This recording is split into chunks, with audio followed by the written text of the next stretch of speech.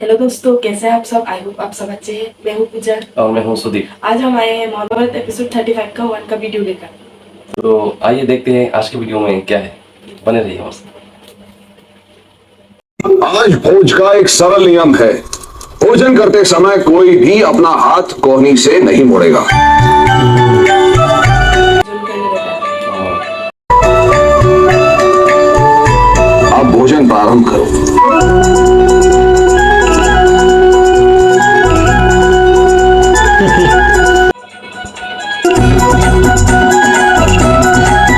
कोई अपना हाथ मोड़े बिना, कोई मोड़े बिना काट दिया। खाना खाना पड़ेगा सबको। अपने अपने प्रयास में लगे हुए हैं, कोई ना मोड़ के खाना खाना पड़ता है।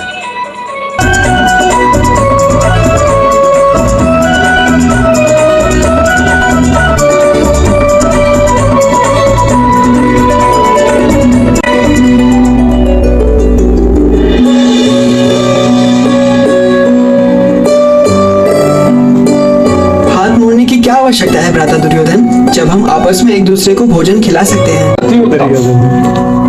उत्तम उपाय है युधिष्ठिर, सभी युधिष्ठिर का अनुकरण करें। एक दूसरे को भोजन खिलाएंगे तो हाथ मोड़ने का जरूरत नहीं है। कुमारों, ये केवल खाने की रीत नहीं, जीवन का सत्य भी है। जब तक भाई अपने भोजन की चिंता से अधिक परस्पर के भोजन की चिंता करते हैं, तब तक परिवार अखंड और साम्राज्य और भी शक्तिशाली रहता है। आज इसी प्रकार सभी एक दूसरे को भोजन कराएं। फिर दिमाग में फिर भी कुछ खराबी है।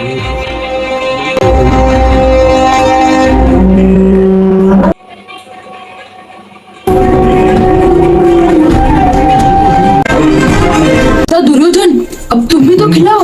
लड्डू बात तो वह एक दूसरे को खिलाएंगे। तो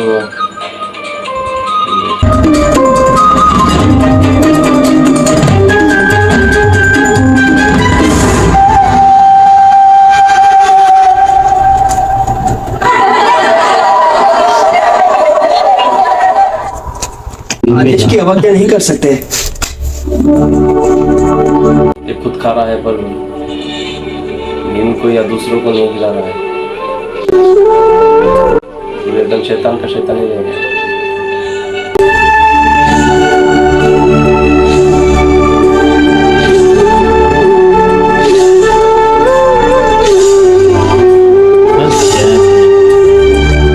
ये पांचों भाई बाकियों को खिला रहा है पर अपने लोगों को कुछ नहीं मिल रहा है।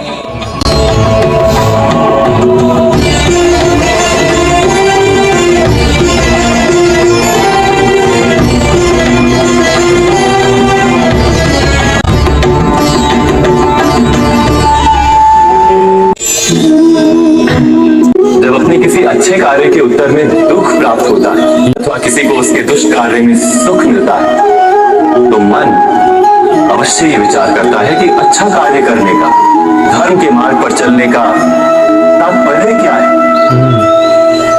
पर दुष्ट आत्मा को क्या प्राप्त होता है ये भी देखिए। दुष्टता करने वाला हृदय सदा चंचल रहता, अगुनाता रहता, मन में सदा नए नए संघर्ष उत्पन्न होते, अविश्वास उसे जीवन भर दौड़ाता। क्या ये सुख जब भी धर्म पे चलने वाला, अच्छा कार्य करने वाला, सत चरित्र व्यक्ति का हृदय शांत रहता है, परिस्थितियां उसके जीवन के सुख में बाधा नहीं बनती, समाज में सम्मान और मन में संतोष रहता है सदा। अर्थात अच्छा बर्ताव भविष्य में किसी सुख का मार्ग नहीं, अच्छा बर्ताव स्वयं सुख अथवा बुरा बर्ताव भविष्य में किसी दुख का मार्ग नहीं, अधर्म उसी क्षण दुख उत्पन्न करता है। धर्म से सुख नहीं, धर्म स्वयं सुख।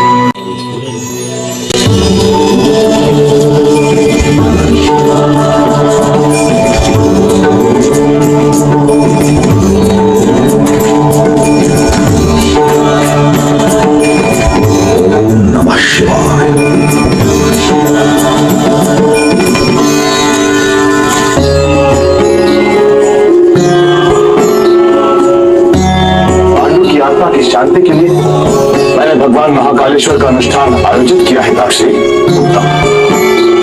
मैं भी यही सुझाव देने वाला था, किंतु पांडु जैसे धर्म ज्ञाता की आत्मा अशांत क्यों होगी ताक्षी? शास्त्र कहते हैं कि जब तक पुत्र की संतान तर्पण नहीं करती तब तक मरने वाले की आत्मा ऊ नामक भयानक नरक में रहती है।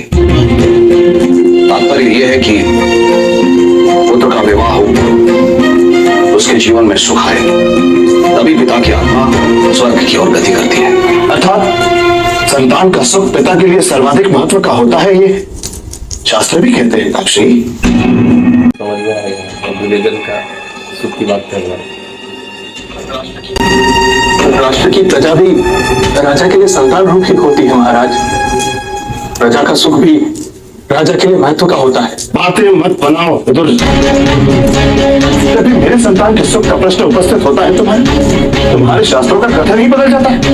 ऐसा नहीं है जय। यदि ऐसा नहीं है तो जब जब मेरे दुर्योधन के अभिषेक का प्रश्न आता है तब तब तुम विरोध क्यों करते हैं? विरोध कुमार दुर्योधन के लिए नहीं है जय, केवल उसके अभिषेक का समय नहीं आया है अभी। दक्षिण के मलयांचल पर्वत पर रहने वाली भील नारियां चंदन वृक्ष की लकड़ियों का ईंधन बना देती। ये तो आप जानते हैं, जो वस्तु सरलता से प्राप्त हो जाती है उसके प्रति मनुष्य को आदर भाव नहीं रहता और न ही उत्तरदायित्व की भावना उत्पन्न होती।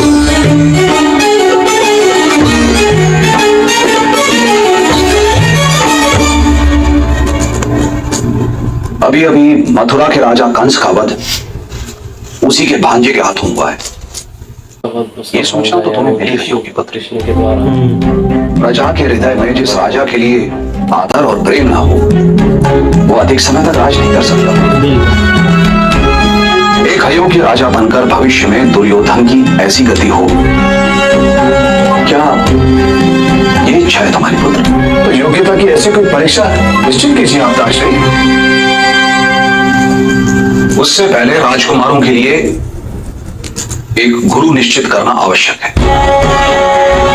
राजकुमार गुरुकुल में जाकर शिक्षा ग्रहण करें और योग्यता अर्जित करें। इससे पहले क्या परीक्षा हो सकती है पुत्र?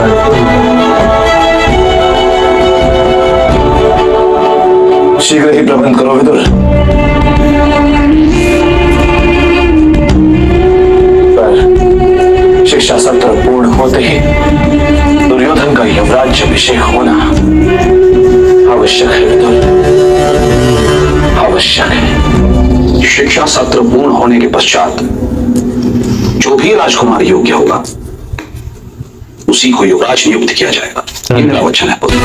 ये निर्णय तुम्हें राजा बन के करना होगा, पिता बनकर नहीं। तो आज का ये वीडियो यहीं पे खत्म होता है दोस्तों। आज के एपिसोड में हमने ये देखने को हमको मिला है कि भीष्म और विदुर कौरव और पांडु पुत्र सभी 105 भाइयों को आदेश देते हैं कि तुम लोग बिना कौन ही मोड़े हाथ मोड़े तुम खाना खाओगे, भोजन करोगे आज। तो इसके लिए क्या करना होगा, सब लोग प्रचेष्टा में लग गए, पर कैसे भी हो उन लोगों को समझ में नहीं आ रहा है कैसे हो पाएगा। पर युधिष्ठिर बहुत बुद्धिमान है, तो युधिष्ठिर ने क्या निर्णय लिया कि एक दूसरे को हम खाना खिलाएंगे तो अपना हाथ मोड़ने का जरूरत नहीं पड़ेगा, इससे भाईचारा भी बढ़ेगा, आपस में प्रेम बढ़ेगा। और यही चाहते थे भीष्म और विदुर। तो बहुत प्रसन्न हुए युधिष्ठिर का बुद्धि देखकर। पर पांडु के सभी पुत्र, पांचों पुत्र, बाकी को दुर्योधन और बाकी भाइयों को तो खाना खिलाया पर अपने को नहीं मिला, क्योंकि दुर्योधन बहुत खराब आदमी है, इसको मालूम है क्या करना है, ये हमेशा दुष्ट बुद्धि लेकर ही चलता है। तो देखते हैं क्या होता है नेक्स्ट एपिसोड में। तब तक के लिए बने हमारे साथ सपोर्ट करते हुए आज के लिए चलते हैं।